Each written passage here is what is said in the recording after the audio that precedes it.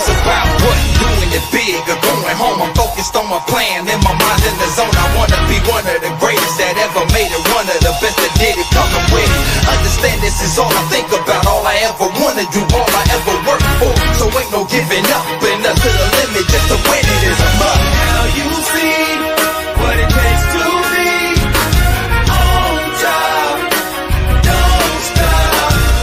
Now you see what it takes to be on top, don't stop. Bryant for the win. He is a remarkable talent. I mean, he got into one of those zones, and I've said it many times. It's all right for regular players to get in a zone, but when you're the best player and you get in a zone, that shouldn't be fair. And it wasn't fair. Access, watch the progress, can't be done, man, I'm the champion. What's up, everybody? Welcome to the Lakers post-game show, Worldwide Laker Talk post-game show. Just wanted to hop on real quick and talk about the game that finished a little earlier. Lakers versus the Wizards.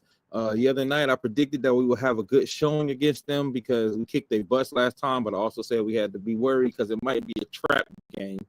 You know what I mean? Because we whooped them so bad, they might want to come back for revenge. But they just didn't have enough firepower. They didn't have the energy tonight. Jordan Poole was the highest scorer for the Wizards, and he only had 19 points. And I think Kuzma only had 13. Excuse me. So it wasn't a great showing for those guys. So, you know, the Lakers were able to make easy work of them without Anthony Davis, which was, to me, what I was worried about and what I wanted to see how they would come out and perform today.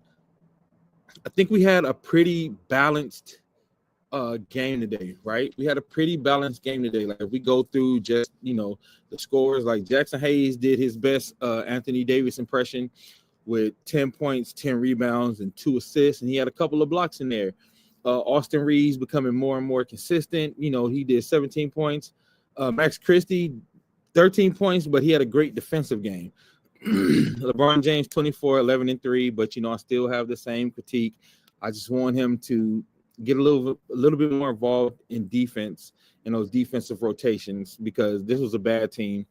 And a lot of those shots just didn't fall. But if the defense that LeBron played tonight is played against a good team, it's not going to be good. Rui Hachimura was a lot more aggressive tonight. Rui gave us 22 points and 4 rebounds, 0 assists. He was letting that thing fly. He was shooting that rock. And then we had an appearance from our new player. You know, we had an appearance from Shake Milton. And, Shake Milton was actually kicking some butt today.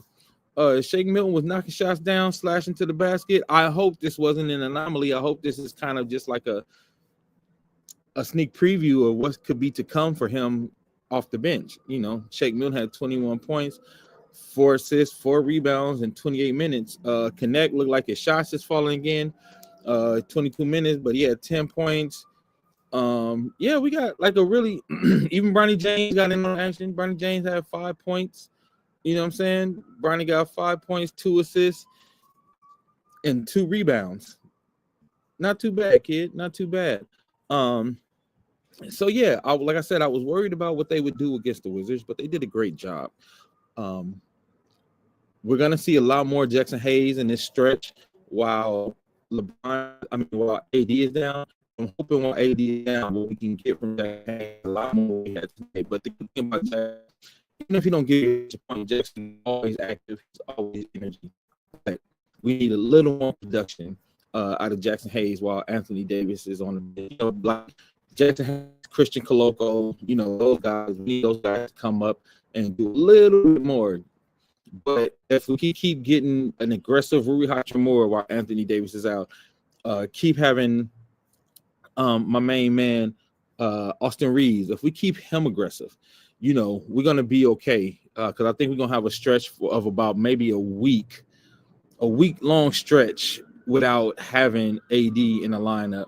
So this was a game that I said it could be a gimme, and I wanted to make sure that we were able to, you know, get what we need out of this game because we can't lose those games that we're supposed to win. Like, you know, LeBron James made a good point. He's like, you know, that game against Philly, we should have won because they didn't have their big guns, but losing Anthony Davis 9 minutes into the first quarter, you're not really able to game plan the way you think you are in the game. So it's tough. So I actually give them a little grace on that, and I understand. But tonight it feels like came out ready to play, which I was hoping to see. Like that's my main thing is seeing these guys coming out ready to play.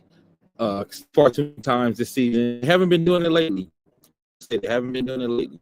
But far too many times this season, we've seen these guys come out like they're playing down to their opponents, right? If there's an opponent who you like, oh, we know we're supposed to win, they playing down to them, and then we end up losing games that should be a gimme, right?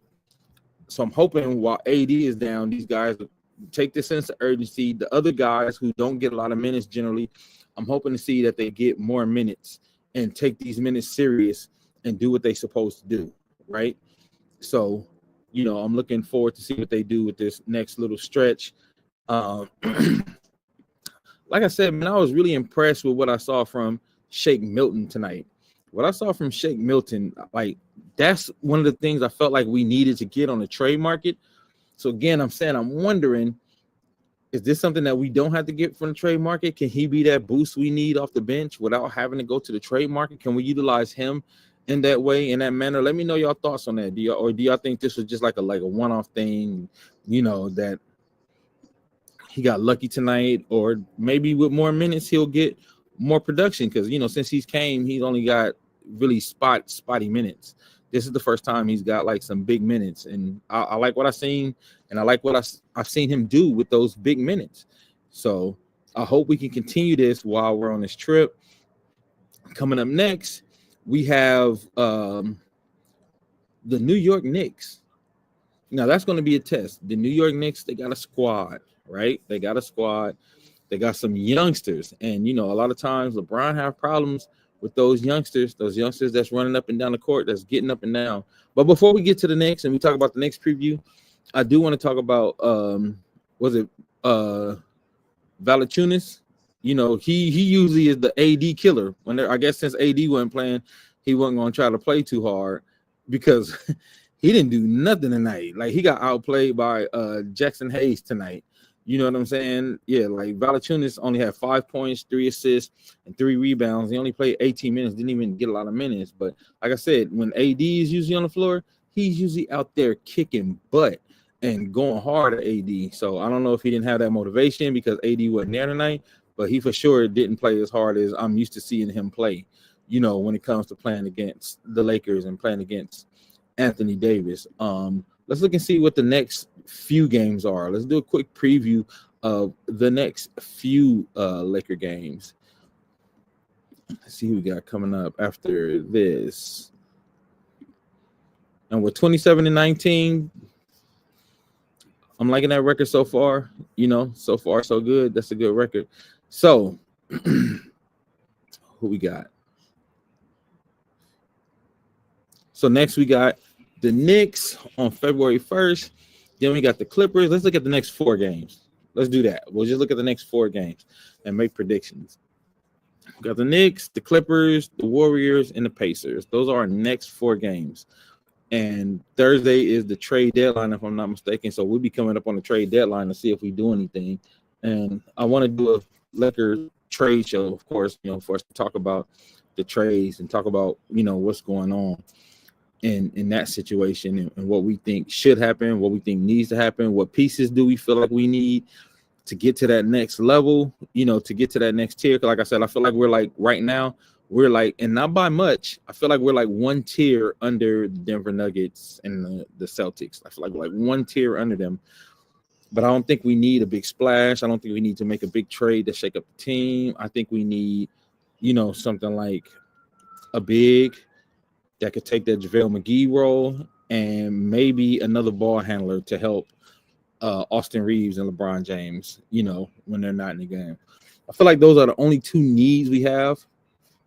And, if we have that, I think we'll be okay. I think we'll be in the game. I think that'll boost us up to that next tier because quiet as it's kept, it's not even about the JaVale McGee player making all the difference. It's about JaVale McGee, the JaVale McGee type player been able to help Anthony Davis move to that 4 spot because AD feels so much more comfortable in that 4 spot. He does such a better job in the playoffs when he's in that 4 spot. He moves around better, and he anchors the defense a lot better when he's in that 4 spot because you see him going back and forth between, the perimeter and the key. And I think that's what we need from him. That's what we're going to need because, he can, to me, I've seen AD legit guard 1 through 4, and he's done a great job, with that.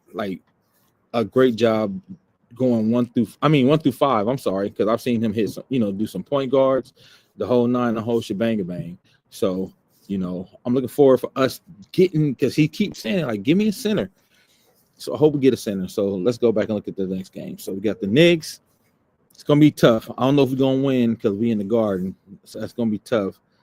The Clippers, they playing some good ball right now. I'm going to be 100% honest. I know y'all don't want to hear it, but Clippers are playing some good ball right now. So I don't know if we're going to be able to take them without Anthony Davis, especially how Zubac been playing lately. The Warriors, I think we can hit the Warriors. And I think we can hit the Pacers. So I think we go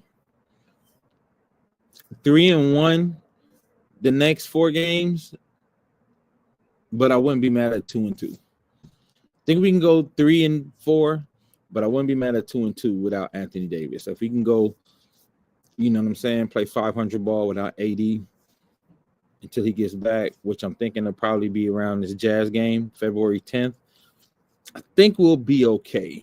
But we'll see. So remember my predictions, 3-1, but I'll be okay with a 2-2 split, and we'll come back, for the next show.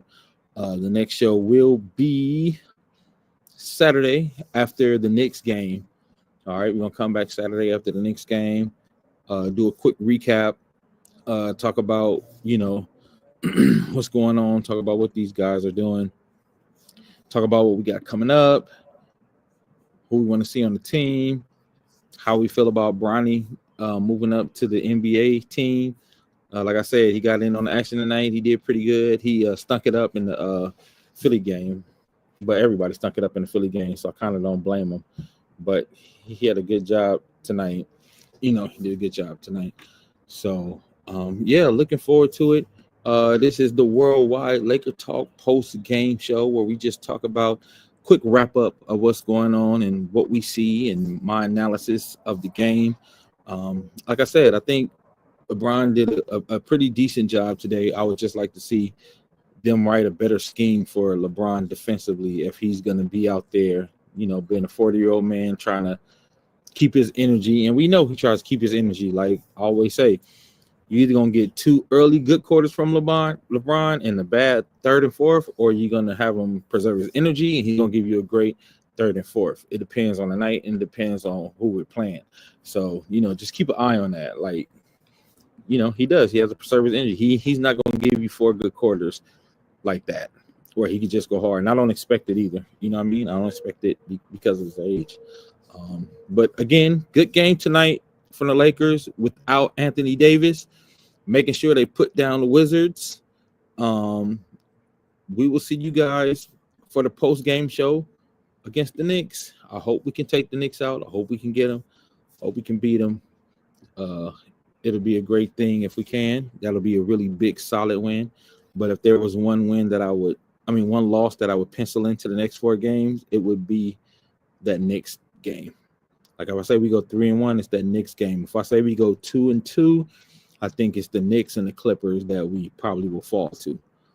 But we'll see, Thank everybody for watching. Thank everybody for tuning in real quick. Worldwide Laker Talk post-game show. If any of you guys ever want to hop on with me and discuss this as well, any guys you want to be a co-host for the evening and jump on up to one of these games and just chop it up with me, hit me up in my inbox, all right? Hit me up on my inbox, and we'll talk. I'm going to try to get you guys on with us to discuss it because this is the Laker channel for the Laker fans by the Laker fans, right? This is about us. So thank you again for watching these on Worldwide Laker Talk post-game show. We will be back soon. Y'all have a good night. To the rim. Whoa! It's about what? Doing it big or going home. I'm focused on my plan, in my mind in the zone. I wanna be one of the greatest that ever made it, one of the best that did it, coming with it. Understand this is all I think about, all I ever wanna do, all I ever worked for. So ain't no giving up.